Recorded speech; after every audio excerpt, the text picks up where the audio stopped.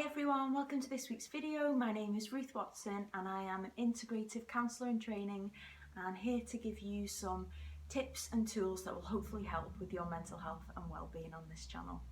And today what I really like to talk about is cognitive behavioural therapy, and you might know that as CBT, and there's a particular part of CBT that I'd like to talk about which is called the ABC model.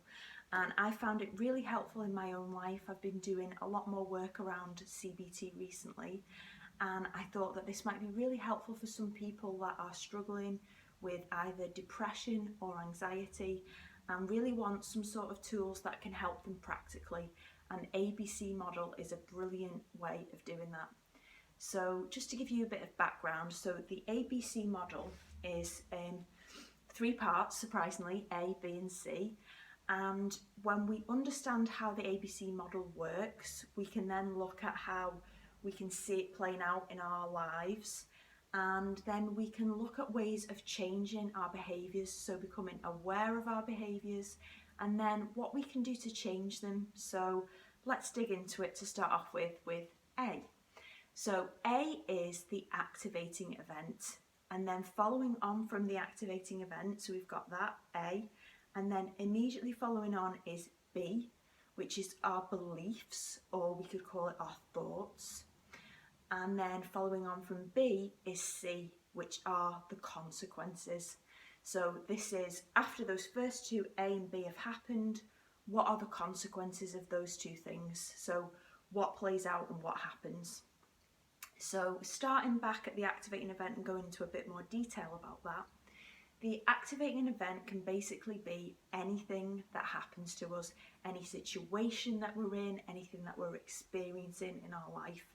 So it could be driving our car, it could be going to meet friends, going to a party, it could be something, a task we have to do at work.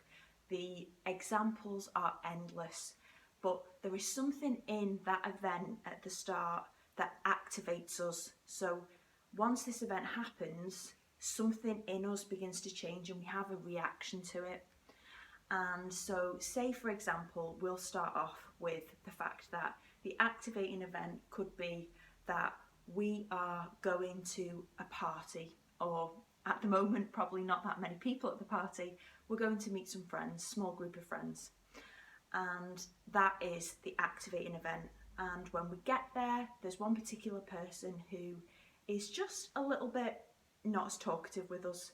So they say hi to us and then maybe they just go off and start talking to somebody else, and they're a little bit aloof and a little bit quiet. And so that is the example activating event we're going to use here. And then following on from that activating event, me or you as the individual in that event then has a belief or a thought, and that comes so fast. And it really can blindside us and take over our whole body and our whole mind. So all of a sudden, this situation that we're in and the way different people are behaving kind of triggers this belief in us. And so, for example, many people would react differently to that situation. And I know this personally from the way that me and my husband might react to different situations. So I may react, or you may react in that situation, if we're feeling a little bit anxious in ourselves, maybe we're a little bit socially anxious, or we kind of want to be liked by people and we're very sensitive to situations, we might take that really personally, that that person is upset with us, that we've done something, why are they not speaking to us? And it might trigger off and cascade a lot of different thoughts and emotions within us. Whereas the person stood next to you, whether that be your husband like me, or it could be another friend or somebody else there, kind of just thinks, oh, that person must be having a bad day, or oh, they're quiet today. And I guess that's just, we all have days like that. Maybe something's happened and they're just in that zone, and they'll just go off and carry on and talk to other people and not really let it absorb them in the same way. So hopefully from that you can see that different people have very, very different reactions to the same situation, and neither's right or wrong, because You know, we don't know those answers, we don't know the evidence, we don't know exactly what's going on, but our interpretations of that activating event can be very, very different. So bearing that in mind, we've got this spectrum of beliefs and reactions to that activating event. We can then move on to C, which is the consequences.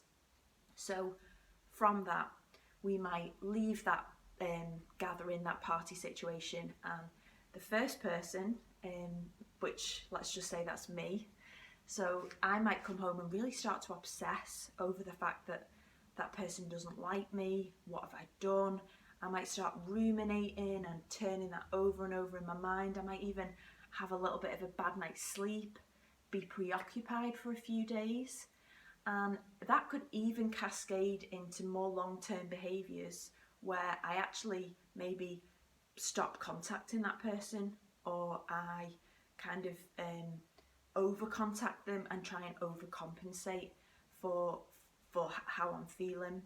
Whereas the other person who didn't really take it on in the same way and had a different kind of belief, they may well just brush that off, and then maybe next time they see that person, they bump into them, they might say, "Oh, are you okay? You seemed a bit quiet last week at the meal or the party."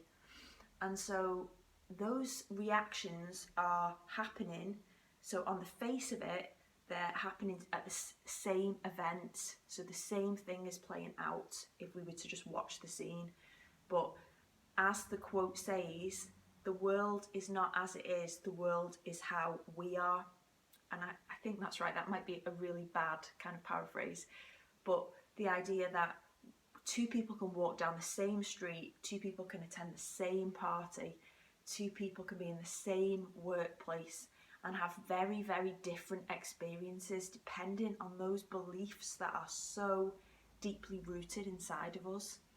And once we can kind of use this ABC model, which is so simple and easy to remember, then we can really start to apply that to our lives, and we can either start to do some journaling about it, or we can just make a mental note of, oh wow, when I'm in that situation in work, I really reacted in this way. I've got really strong beliefs about that.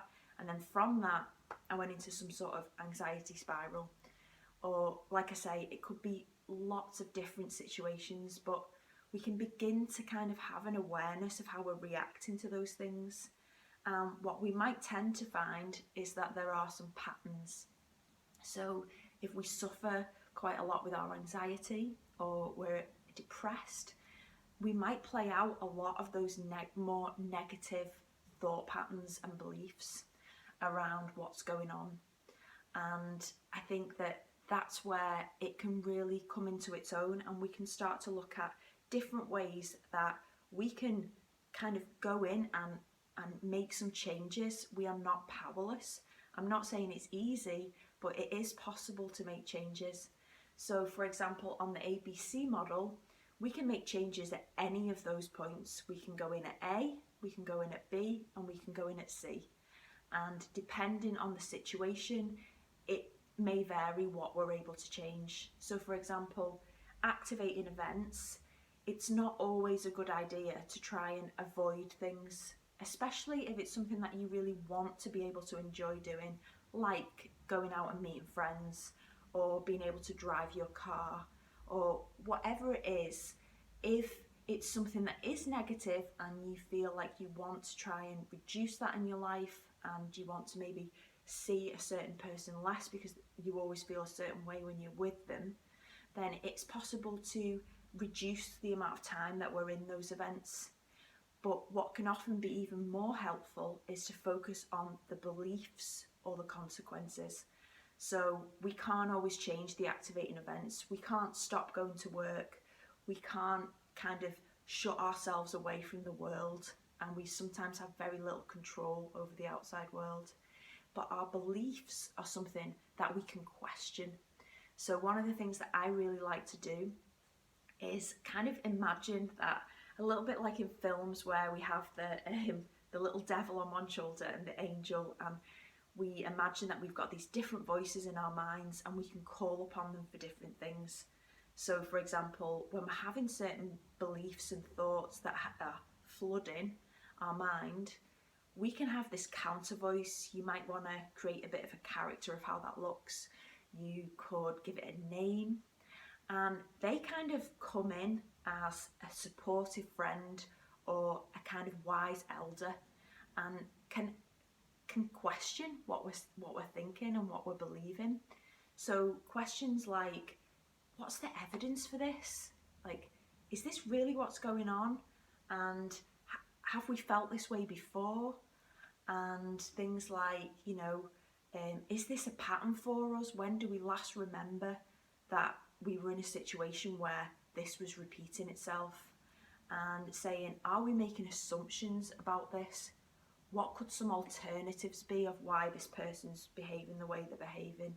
So we're asking ourselves questions, and we are giving ourselves other options and opening other doors to different possible beliefs, and that can be really, really powerful. And then the last one is to look at the consequences. So if we find that in those situations we are getting really worked up, our heart rate's rising, we're becoming really twitchy and anxious, what things can we do in those situations in the here and now? Can we look at how are we breathing? Can we look at taking some breaths where the exhale is longer than the inhale, which really helps to bring in our parasympathetic nervous system and calm us down? And also things like, can we get our journal out? Can we write this out? Can we call a trusted friend or somebody to say, I feel like this about this situation, and talk it out with them? So there are many different things we can do within this ABC model to empower us, to help us to understand the way we react to certain situations. I really hope this has been helpful. I've been doing a lot of work in my counselling training on CBT, and I have been looking at the way I react to certain situations and seeing all of my patterns, and like I say, developing that counter voice in my mind, which is, like I say, is kind of like I see them as an older person, maybe a wiser older version of me that's in there somewhere, and I can call upon them, and they can question some things and really help me, a little bit like a mentor in my mind. So I hope that that's been helpful for you. Please let me know your experience of working with the ABC model, if you've done it before, your experiences of how CBT might have helped you, and leave those comments below, and I will see you guys next time for another video. All right, thanks, bye.